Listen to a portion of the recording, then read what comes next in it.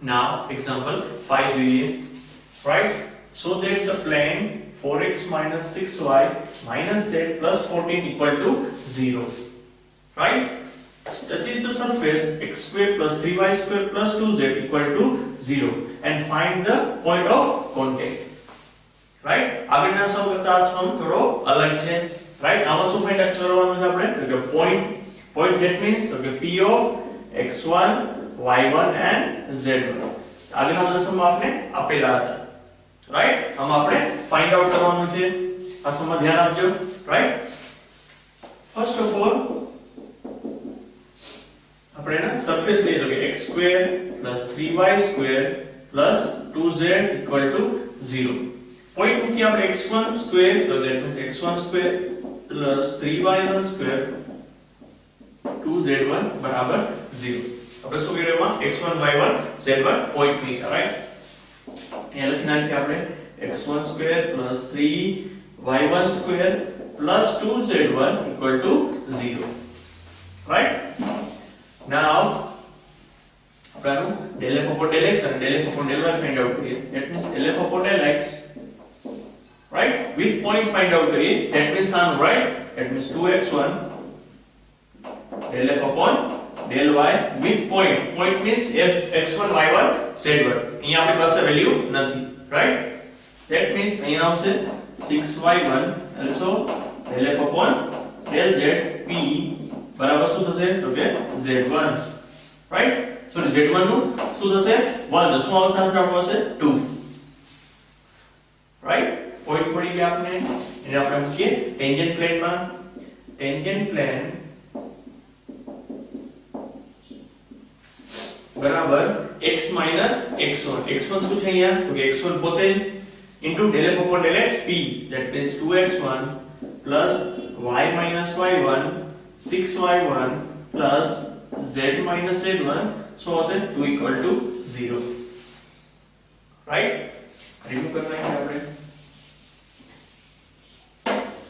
2x1 यहाँ लिखना है આપણે point હતા 2x1 6y1 and 2,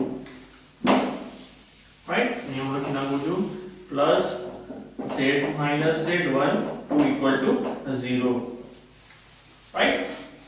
bracket open करिए तो 2x1 minus 2x1 square plus 6y1 minus 6y1 square plus 2z minus 2z1 बराबर 0, right?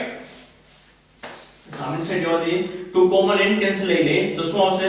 that means x1, right? यहाँ આવશે plus 3y1 plus અહીંયા શું આવશે? 3y1 અને z, that means z બરાબર સામની સાઈડ જશે તો કે x1 square plus 3y1 square plus z1. આપણે શું કર્યું? 2 કોમન કેન્સલ, તો અહીંયા x1 square 3y1 square z minus z1 equal to 0, right? The 2 common and cancel. પછી આપણે શું કર્યું? x y z ના સ્ટેપ એક સાઈડ રાખ્યા, x1 square y1 square and z1 square જે કન્ડિશન હતી સામે સાઈડ જવા દીધી, રાઈટ? હવે તમે જોશો x1 square plus 3y1 square plus z1 આ ટાઈપની કન્ડિશન છે. અહીંયા આપણી પાસે z1 છે, અહીંયા શું જવાબ આવશે? 2z1. આપણે એને ડિવાઈડ કરીએ x1 square 3y1 square અને 2z1 ને શું લખાય? તો z1 plus z1.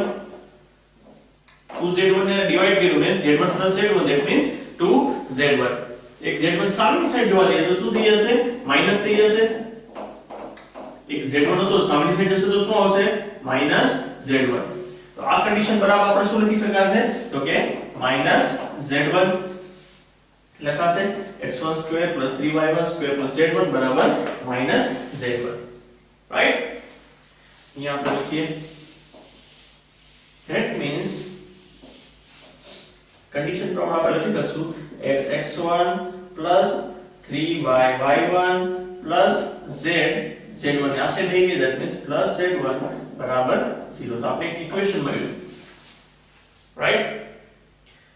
નાઉ આપણે z1 ને આ સાઈડ લીધો અને જગ્યાએ આપણે શું લીધું? Minus z1. ક્યાંથી લીધું આપણે? આ કન્ડિશન ઉપર 2z1 આપણે ડિવિઝન કર્યા, z1 plus z1 એક z1 સામેની સાઈડ ગયો, that means -z1 આ કન્ડિશન આખા બરાબર શું લઈ શકશો આપણે -z1 અહીંયા સબસ્ટિટ્યુટ કર્યું આને આપણે કોની સાથે કમ્પેર કરીએ તો કે 4x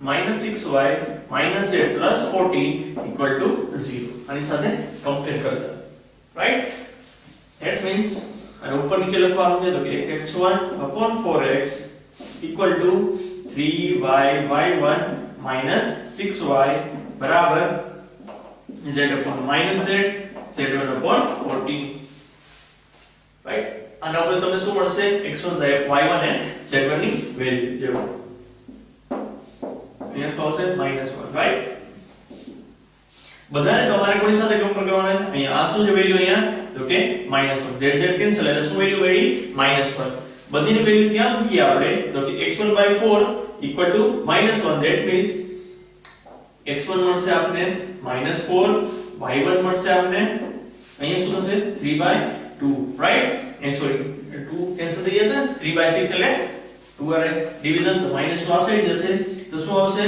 તો કે +2 અને z1 બરાબર -40 તો આપણે વેલ્યુ મળી p of x1 y1 and z1 બરાબર -4 2 and -40 so this is our final answer right check it out આગળના ચાર સમીકરણ થોડો અલગ છે ઓકે